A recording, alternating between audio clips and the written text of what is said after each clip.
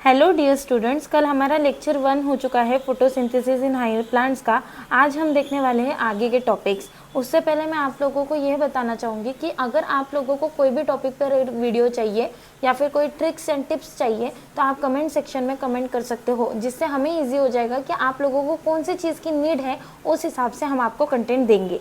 हम आपकी हेल्प करने के लिए ही बैठे हुए हैं, तो प्लीज़ आपको जो भी लगता है in terms of related to educational content of NEET and JEE आप प्लीज़ कमेंट सेक्शन में कमेंट कर सकते हैं कि आपको कौन सी इस पे वीडियो चाहिए। Thank you. चलिए आगे बढ़ते हैं अभी लेसन के साथ में। तो बच्चों, कल हमने देखा कि फोटोसिंथेसिस इन हायर प्लांट्स के अंदर कि फोटो मीन्स क्या होता है, सिंथेसिस मीन्स क्या होता है, हायर प्लांट्स मतलब क्या होता है, फोटोसिंथेसिस मतलब क्या होता है, ऑटोट्रॉप्स मतलब क्या होता है, सिंथेसिस मतलब क्या होता है, एंड ऑर्गेनिक कंपाउंड मतलब क्या होता है, physical change, chemical change, physico chemical process जो कि बोथ कंसिस्ट करती है। फिर उसके अंदर में physico chemical process in terms of photosynthesis, right. तो फोटोसिंथेसिस में बोथ होता है। फिर उसके बाद में फिजिकल चेंज कैसे होता है, तो लाइट एब्जॉर्प्शन थ्रू होता है। केमिकल चेंज कैसे होता है, तो CO2 और H2 का कन्वर्जन होता है ग्लूकोज में, उससे हम बोलेंगे केमिकल चेंज। तो चलिए अब आगे बढ़ते हैं कि व्हाट इज फोटोसिंथेसिस। ठीक है, सबसे पहले हम देखेंगे कि फोटोसिंथेसिस क्या है, जो हमने ऑलरेडी कल देख लिया है, but in terms of definition हम आज देखते हैं। Photosynthesis is the process by which the plants, algae and some bacteria use the light energy। किसे यूज करते हैं वो, लाइट एनर्जी कन्वर्ट करने के लिए। किसे कन्वर्ट करने के लिए, carbon dioxide and water into the glucose. अरे बाबा, उन्होंने क्या बोला है कि फोटोसिंथेसिस एक ऐसी प्रोसेस है जो कार्बन डाइऑक्साइड और वाटर को कन्वर्ट करती है ग्लूकोज में। Glucose is a type of sugar. किसका टाइप है ग्लूकोज, शुगर का टाइप है। एंड ऑक्सीजन, और किसको देती है वो, ऑक्सीजन। इस प्रोसेस को हम बोलेंगे फोटोसिंथेसिस।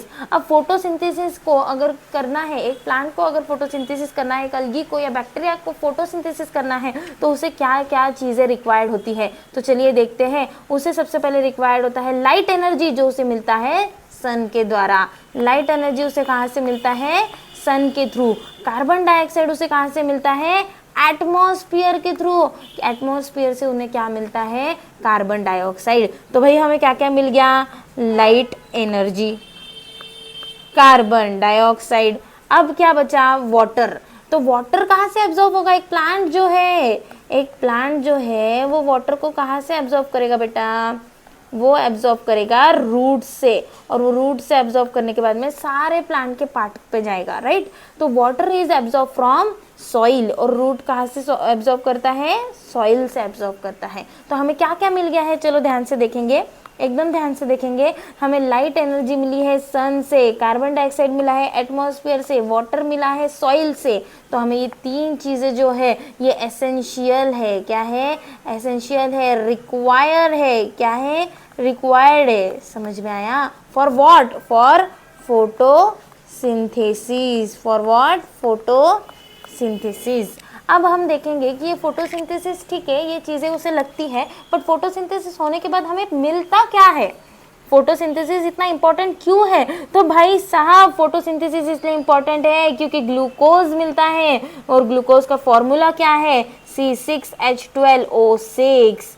और हमें ग्लूकोज मिलता है, ऑक्सीजन मिलता है। अरे बाबा, ऑक्सीजन का फॉर्मूला क्या है, O2। Oxygen is a molecule form, and glucose जो है, ऑक्सीजन जो है वो हमें बहुत ज़्यादा इंपॉर्टेंट है, क्योंकि जो ग्लूकोज होता है वो ग्लूकोज प्लांट के लिए इंपॉर्टेंट है, और जो ऑक्सीजन होता है वो हम ह्यूमंस के लिए इंपॉर्टेंट है फॉर रेस्पिरेशन।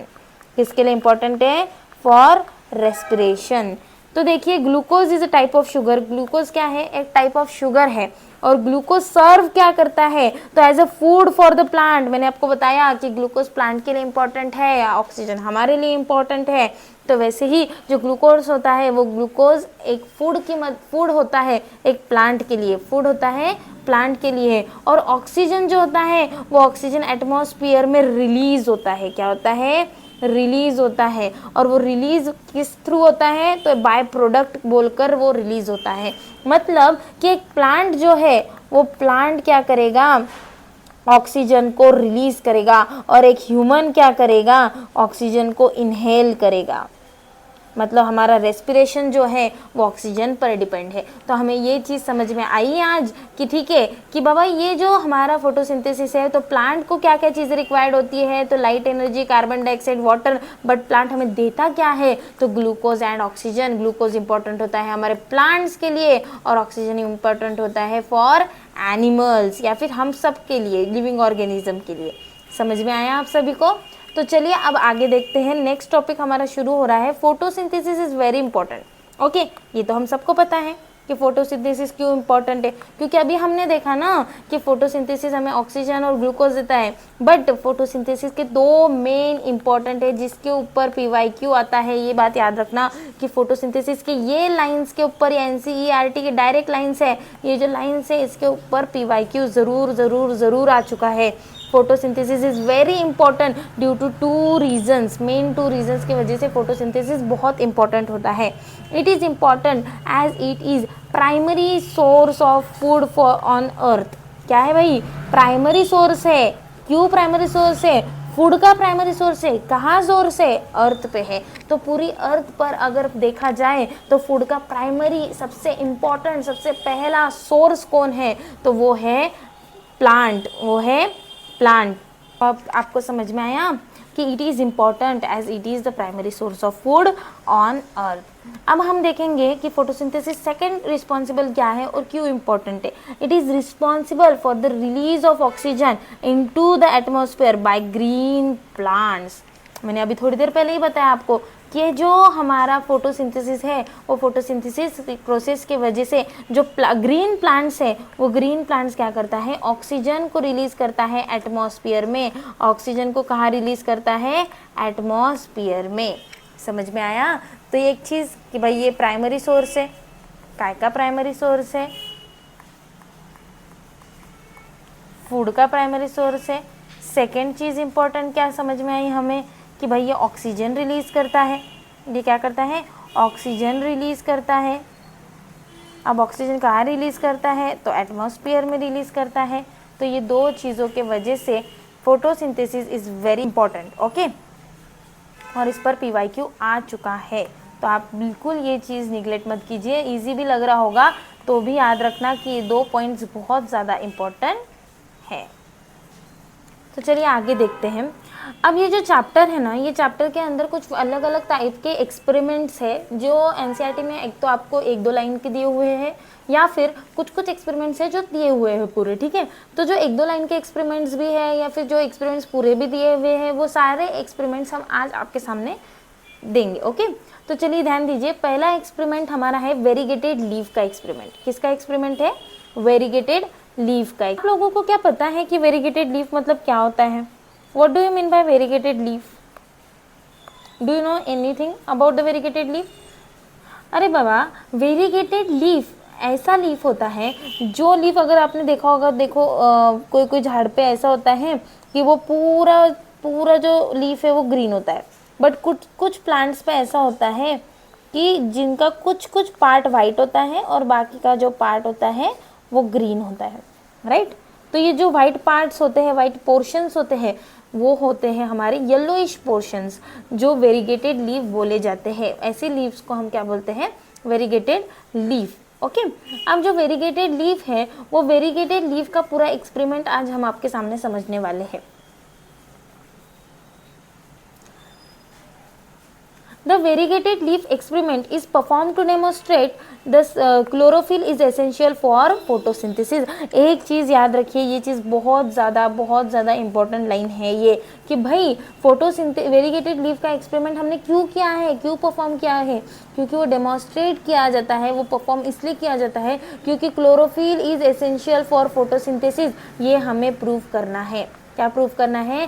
कि भाई जो क्लोरोफिल है वो क्लोरोफिल एसेंशियल होता है फोटोसिंथेसिस के लिए, ये हमें दिखाना है। तो चलिए देखते हैं कि एक्सपेरिमेंट के लिए हमें मटेरियल क्या लगेगा। ऑब्वियसली अगर वेरीगेटेड लीफ का है तो हमें पहले वेरीगेटेड लीफ लगेंगी, ठीक है। या फिर मनी प्लांट का भी वेरीगेटेड लीफ है। मनी प्लांट में देखिए ना आप पैचेस दिखते हैं आपको, ठीक है, तो वेरीगेटेड लीफ उसी को बोलते हैं। लेंगे बीकर विथ वाटर, पहले लिया हमने वेरीगेटेड लीफ, सेकंड लिया बीकर विथ वाटर, मतलब ऐसा बीकर जिसके अंदर पानी कंटेंट हो। बॉइलिंग ट्यूब, दैट इज उसके बाद में हम ट्यूब लेंगे जो हम बॉईल कर सके, जिसको हम बॉईल कर सकें। फिर उसके बाद में अल्कोहल रहेंगे, अल्कोहल में इथेनॉल लेंगे, आयोडीन सॉल्यूशन लेंगे एंड बर्नर लेंगे। ये सब चीज़ों से हमारा, ये सब चीज़ें हमारे मटेरियल है जिसके थ्रू हम ये एक्सपेरिमेंट परफॉर्म करेंगे। ओके, तो चलिए प्रोसीजर देखते हैं। सबसे पहले लीजिए एक वेरीगेटेड लीफ। उन्होंने क्या बोला है कि एक वेरीगेटेड लीफ लीजिए। वो वेरीगेटेड लीफ जो है, a leaf with both green and non green areas, बराबर है, क्योंकि उसी को वेरीगेटेड लीफ बोला जाता है। From a plant expose to sunlight, अरे बाबा उन्होंने क्या बोला है, from a plant expose to sunlight, ऐसे प्लांट से वेरीगेटेड लीफ लीजिए जो प्लांट को सन में रखा हुआ है या फिर वो सनलाइट से एक्सपोज हुआ है, सनलाइट उस पर गिरी हुई है, ठीक है। अब आगे हम देखेंगे, पहले हमने वो लीफ ले लिया, फिर हम क्या करेंगे, boil the leaf in the water for the 2 minutes to soften it. हम क्या करेंगे, बॉईल करेंगे, हम क्या करेंगे, वो लीफ को बॉईल करेंगे। बच्चों हमने क्या किया, हमने लिया वेरीगेटेड लीफ, क्या किया, हमने लिया वेरीगेटेड लीफ। उस वेरीगेटेड लीफ को हमने क्या किया, बीकर में लेकर उसे हमने बॉईल किया। क्या किया, बीकर में लेकर उसे हमने क्या किया, बॉईल किया। समझ में आया। और वो बॉईल हम कितनी देर के लिए करेंगे, we will boil it for 2 minutes.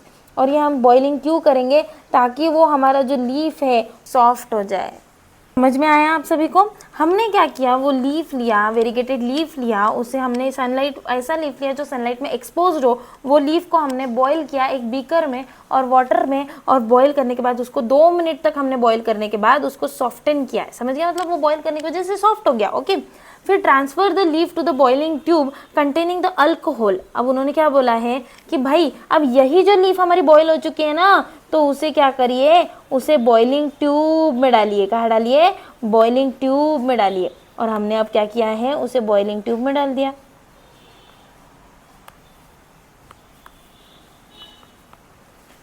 Boiling tube में। और वो बॉइलिंग ट्यूब में क्या है बच्चों, तो वो बॉइलिंग ट्यूब में है अल्कोहल। अल्कोहल मतलब इथेनॉल, बराबर है। फिर उसके बाद में उसे हमने वाटर बाथ पे हीट किया। क्या किया, वाटर बाथ पर हीट किया। What do you mean by water bath, क्या आपको वाटर बाथ मतलब पता है? तो वाटर बाथ मतलब होता है कि भाई जो अल्कोहल है, वो अल्कोहल को हम डायरेक्टली हीट पर नहीं रख सकते हैं। तो हमने क्या किया कि बॉइलिंग ट्यूब लिया, बॉइलिंग ट्यूब के अंदर हमारा सॉफ्टन वाला लीफ डाला और उसको हमने वाटर बाथ किया। मतलब एक बीकर लिया, बीकर में पानी डाला, उसके अंदर हमने वो ट्यूब रखी और फिर हमने उस लीफ को अगेन अल्कोहल में बॉईल किया। तो उस वजह से क्या होगा, alcohol directly in heat contact में नहीं आएगा और लीफ भी बॉईल हो जाएगी। समझ में आया। Until the leaf become colourless, पहले हमने कब तक बॉईल किया, जब 2 मिनट तक बॉईल किया, जब तक कि लीफ सॉफ्ट ना हो जाए। फिर हमने क्या किया, उसे अल्कोहल से बॉईल किया, मतलब उसके अंदर हमने उसे एक बॉइलिंग ट्यूब में डाला जिसमें अल्कोहल है, और फिर उसके बाद में हमने उसको बॉईल किया वाटर बाथ पे।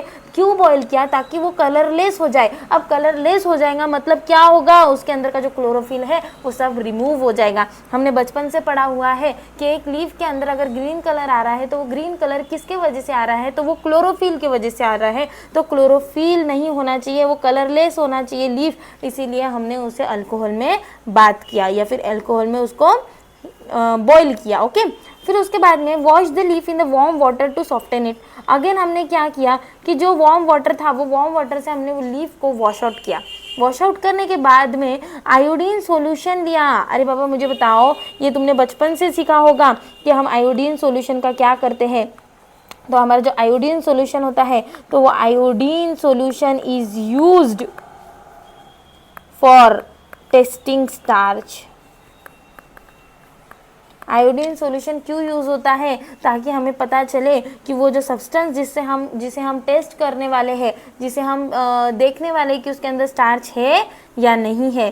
तो add iodine solution to the leaf and observe the colour change. हमें क्या करना है, अगर कलर चेंज हो रहा होगा आयोडीन सॉल्यूशन डालने के बाद भी, तो उसके अंदर स्टार्च प्रेजेंट है। तो मुझे जल्दी से बताइए, मुझे फास्ट बताइए कि हम आयोडीन सॉल्यूशन डालने के बाद अगर स्टार्च प्रेजेंट हो तो कौन से कलर में चेंज होता है, तो वो चेंज होता है blue black colour indication.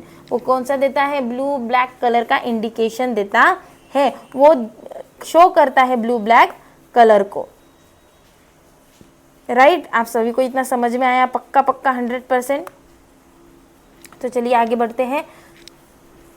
The green parts of the leaf turn the blue black, जो भी पार्ट उस लीफ के अंदर ग्रीन था वो ब्लू ब्लैक में कन्वर्ट हो गया। Indicated the presence of starch, मतलब उसके अंदर कौन प्रेजेंट है भाई, उसके अंदर प्रेजेंट है स्टार्च। कौन प्रेजेंट है, स्टार्च। अभी अपन ने थोड़ी देर पहले देखा था कि ये हमारा लीफ है, राइट, और वो लीफ के अंदर येलो येलो पैचेस है। अब मुझे बताइए, ये लीफ का जो हमने सब प्रोसेस की है ब्लीचिंग, हमारा लीफ है वो किस में कन्वर्ट हो जाएगा, ब्लू ब्लैक कलर में। किस में कन्वर्ट हो जाएगा, ब्लू ब्लैक कलर में। Let me show you, just a minute. आप देख सकते हो कि जो हमारा ये लीफ है वो ब्लू ब्लैक कलर में कन्वर्ट हो गया है। मतलब क्या हो जाएगा, ये जो हमारा लीफ था, जो लीफ का जहाँ जहाँ ग्रीन वाला पोर्शन था वो वाला पोर्शन अब ब्लू ब्लैक हो गया। वो वाला पोर्शन अब क्या हो गया है, ब्लू ब्लैक हो गया है। और जो वाले पोर्शन में नहीं था वो वाला पोर्शन कलरलेस हो चुका है। समझ में आई बात बच्चों? 100%। तो इससे हमें क्या समझता है कि जो पार्ट पेल येलो, सॉरी, जो पार्ट ब्लू ब्लैक कलर में कन्वर्ट हो चुका है वहाँ पर प्रेजेंस ऑफ स्टार्च दिखाई देता है। क्या दिखाई देता है, प्रेजेंस ऑफ स्टार्च दिखाई देता है। और ये जो एक्सपेरिमेंट था, ये एक्सपेरिमेंट का नाम क्या था, variegated leaf experiment. Variegated leaf experiment. और ये जो एक्सपेरिमेंट है मेरे बच्चों, ये एक्सपेरिमेंट हमें किसने दिया है, सेनेबियर, इंजनहॉस एंड सैच, ये 3 नाम के हमारे जो साइंटिस्ट थे, ये साइंटिस्ट ने हमें ये एक्सपेरिमेंट दिया हुआ है। सबको समझ में आया? पक्का पक्का। अब हम देखेंगे reaction of photosynthesis, which is very very very very very very important, right. Reaction of photosynthesis. Reaction of photosynthesis क्या रहता है? अब हमने देखो रिक्वायर्ड में पढ़ा था कि CO2 लगेगा, रिक्वायर्ड में पढ़ा था H2O लगेगा, रिक्वायर्ड में पढ़ा था कि लाइट आएगी और वो लाइट हमें मिलेंगी सन से। फिर उसके बाद में हमने पढ़ा था क्लोरोफिल, और क्लोरोफिल हमें मिलेगा लीफ में, ठीक है, और हमें उससे मिलेगा ग्लूकोज, और हमें उससे मिलेगा ऑक्सीजन। हमें इतना पता था।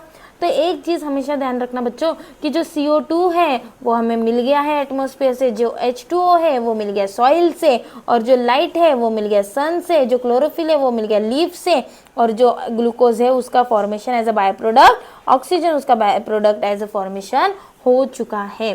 बट अगर आपने केमिस्ट्री पढ़ी होगी तो केमिस्ट्री में हर चीज़ को हमें बैलेंस करना पड़ता है कि नहीं करना पड़ता है?